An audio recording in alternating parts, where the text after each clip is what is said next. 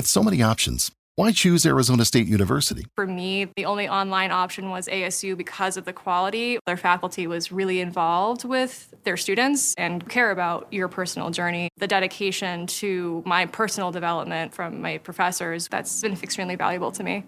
Earn your degree from the nation's most innovative university. Online. That's a degree better. Explore more than 350 plus undergraduate, graduate, and certificate programs at asuonline.asu.edu. Welcome to Scripture Adventures, where we seek the wisdom of God like silver and search for it like hidden treasure.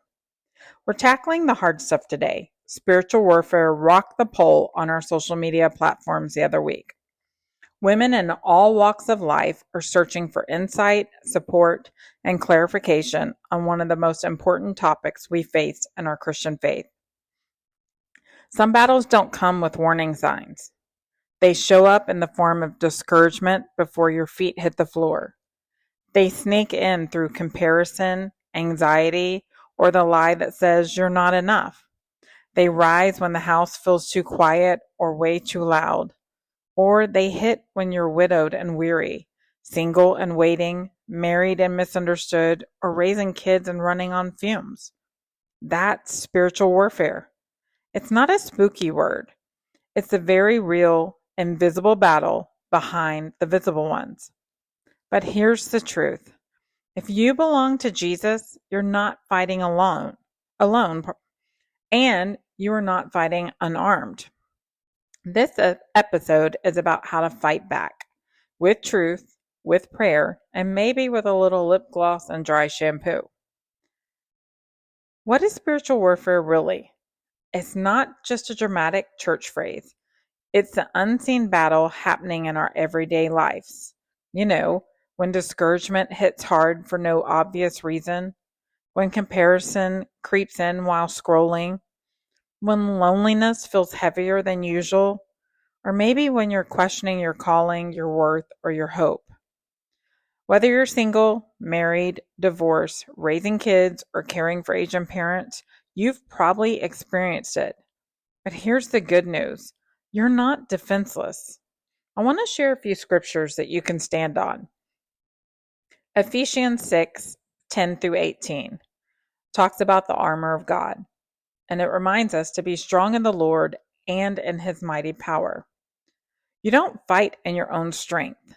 That's good news for the woman who feels weak before her feet hit the ground. God didn't ask you to be fierce on your own. He's offering his strength for the fight. The armor isn't one size fits most. It fits every stage and every person, just as God needs it to.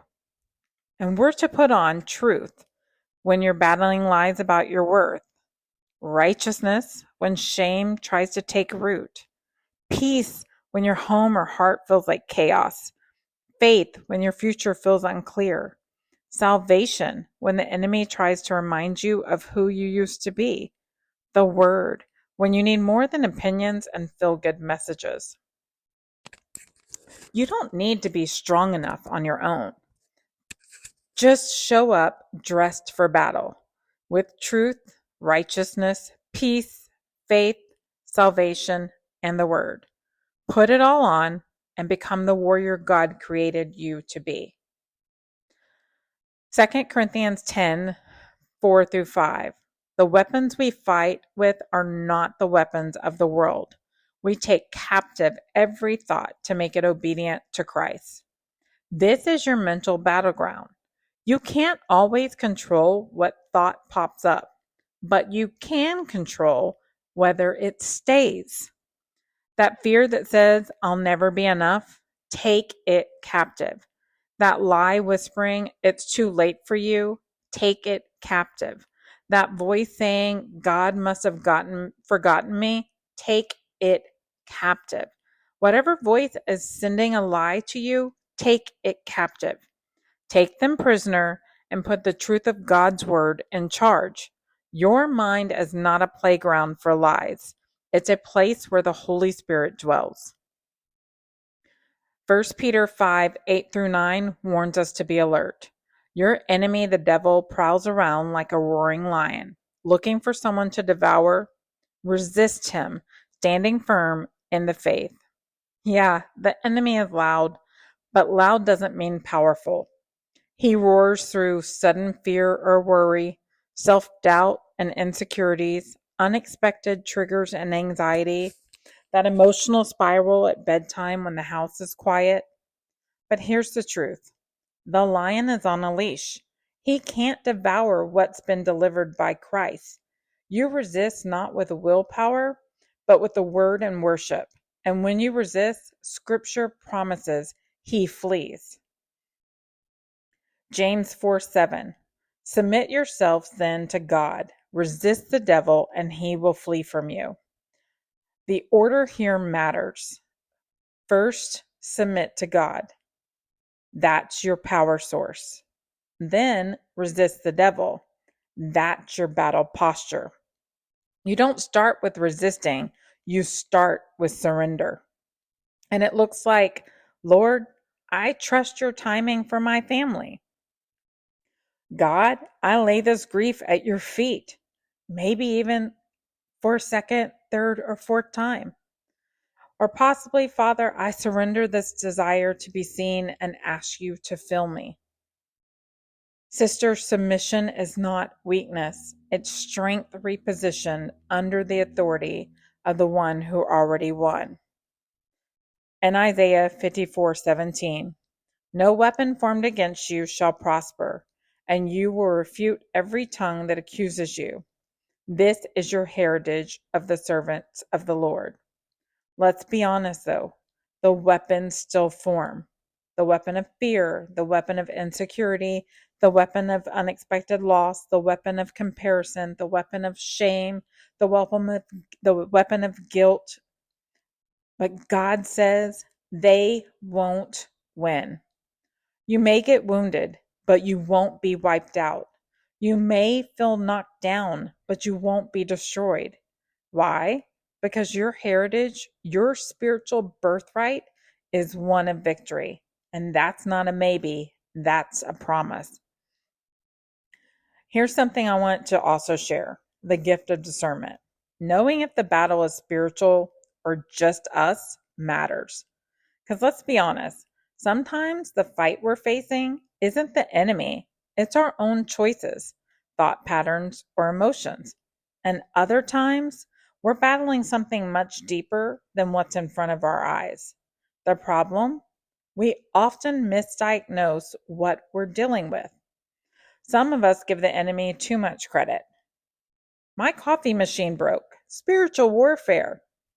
Others don't give him enough. I'm just tired and anxious all the time. When actually, we're under spiritual attack and don't recognize it. That's where the gift of discernment comes in. Discernment is like a spiritual clarity. It's God helping us see the source of the battle so we can respond wisely and effectively. What is discernment? Well, it's not suspicion or guessing. It's spirit-led wisdom. Look at Hebrews 5:14. But solid food is for the mature, who by constant use have trained themselves to distinguish good from evil. Pay attention that it says from constant use. It's a trained spiritual sense that helps us ask questions like, is this God trying to grow me? Is this the enemy trying to distract or destroy me? Or is this a mess I made myself and now need to own? So how do I know what I'm facing? Here are a few discernment checks. Number 1, is it producing the fruit of fear, shame, or confusion? 1 Corinthians 14:33. God is not a God of confusion, but of peace. If what you're feeling is chaotic and pulling you away from God's peace, it may be spiritual warfare.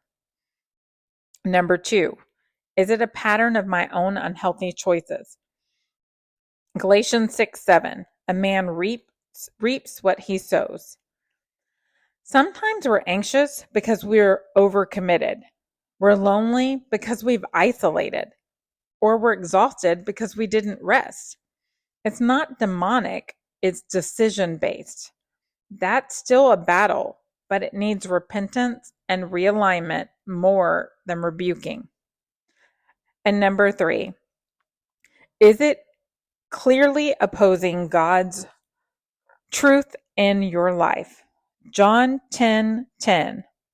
The thief comes only to steal and kill and destroy. If something is draining your joy, stealing your peace, or attacking your identity in Christ, it's likely spiritual. Discernment leads to the right response. If it's spiritual warfare, fight it with scripture, prayer, and worship. If it's self-inflicted, confess it, learn from it, and let God lead you to healing. And if it's a God-given trial, sister, endure it with grace and grow from it.